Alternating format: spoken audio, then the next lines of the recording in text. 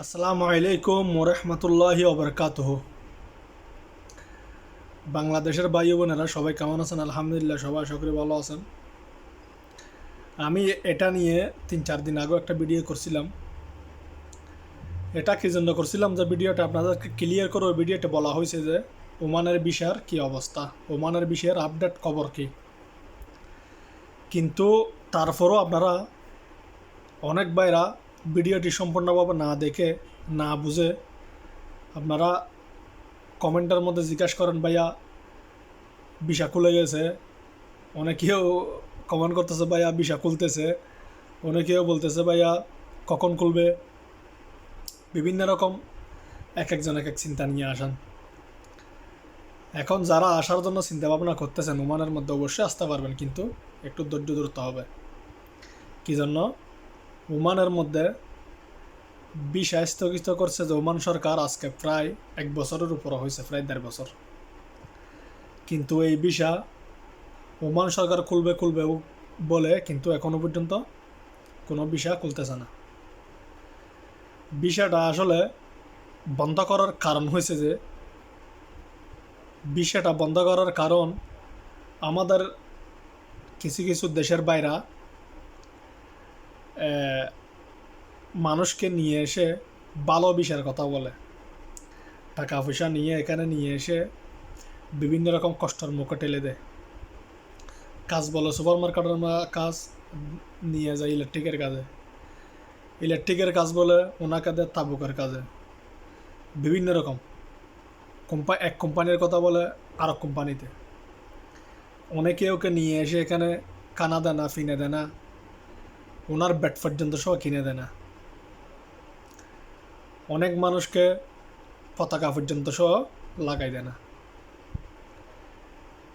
এরকম জুলুমি এগুলা অনেকেও কি করে, মামলা করে, হামলা করে। আমার থেকে টাকা হাতিয়ে নিছে, এরকম নিছে, ওরকম নিছে, আমাকে বিষে লাগাই দিতেছে না। অনেকেও আর বাপ খুঁজে পায় না এখানে এসে, আর বাপের কোনো দেখা নাই। অনেক রকম সমস্যা। কিন্তু সারা ওয়ার্ল্ডের যতটুকু কান্ট্রি আছে সবার থেকে সমস্যা হলো যে আমাদের বাংলাদেশের সমস্যা এই দেশের মধ্যে। এই বিভিন্ন রকম সিটিংবাজি, বাটফারি, দালালি, এগুলোর জন্য আসলে বিষয়টা অফ করা। মারামারি টিকা যায় না এখানে। একটা মানুষ নিয়ে এসে মারামারি, হানাহানি টিকা যায় না। এগুলা নিয়ে সমস্যা আসলে।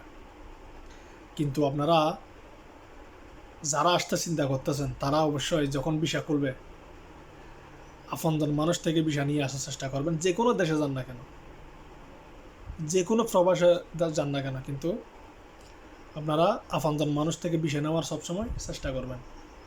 ওলট পলট মানুষের সাথে কথা বলবেন, ওলট পলট মানুষের সাথে ভিসা নেবেন, টাকা পয়সা হাতিয়ে নিবে, নিয়ে এসে এখানে কষ্টে ফেলে দিবে।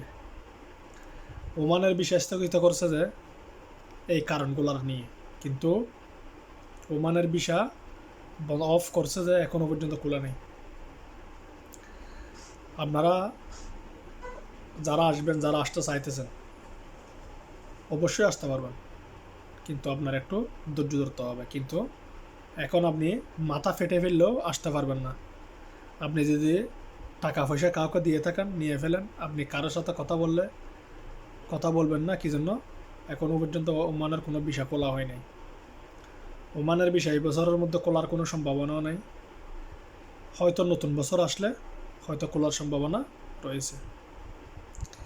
এই বছরের মধ্যে, এই যে 2025 সালের মধ্যে খোলার কোনো সম্ভাবনা এখনও বর্তমানে আমরা কোনো দেখতেছি না।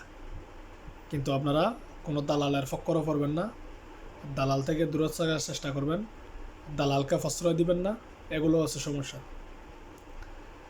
আসলে মানুষ এখানে অনেক দুঃখ কষ্ট করে এই দেশের মধ্যে পাড়ি দেওয়া।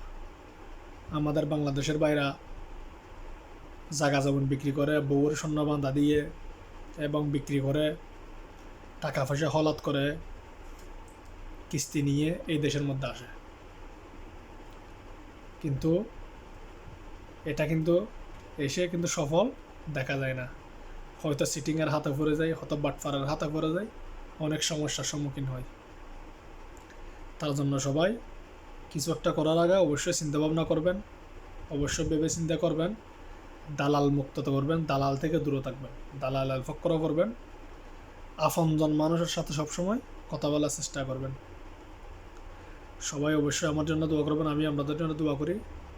আর আবারও বলতেছি, ওমানের মধ্যে এখনও কোনো কাজের বিষয় খোলা নেই। দোকানের বিষয় বলেন, মেশনের বিষয় বলেন, ইলেকট্রিকের বিষয় বলেন, কোম্পানির বিষয় বলেন, সাফসাফাইয়ের বিষয় বলেন, যে কোনো বিষয়, কোনো কাজের বিষয় খোলা নাই ওমানের মধ্যে। অবশ্যই আপনারা এগুলা থেকে দূরে থাকবেন।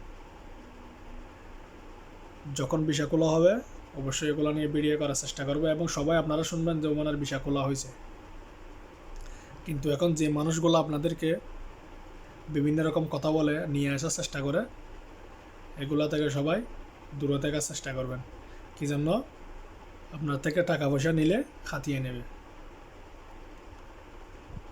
সবাইকে ধন্যবাদ। সবাই আমার জন্য দোয়া করবেন, আপনাদের জন্য দোয়া করি। সবাইকে ধন্যবাদ। আসসালামু আলাইকুম।